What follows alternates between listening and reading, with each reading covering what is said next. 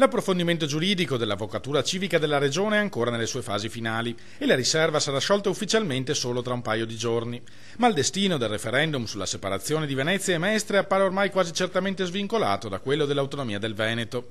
Tra gli ostacoli principali all'Election Day elencati dal governatore Luca Zaia i due ricorsi davanti a TAR e Corte Costituzionale. E poi anche il grande aspetto del danno erariale, in una direzione quella dell'Election Day oppure nell'altra direzione quella del non fare il referendum. Non fare l'Election Day, promette Zaia, non significa però abbandonare il tema che resta sul tavolo. Comunque il referendum Venezia-Mestre verrà affrontato, male che vada, nel momento in cui ci saranno tutti questi chiarimenti di natura giuridica, a fronte anche di sentenze, immagino, visto considerato che c'è anche un TAR in piedi. Del resto era stato accusato di attendismo anche sull'autonomia e qualcuno profetizzava che il referendum non si sarebbe fatto, ricorda il governatore, invece si trattava soltanto di avere tutte le carte in regola. Il referendum dell'autonomia del Veneto si è fatto a bocce ferme.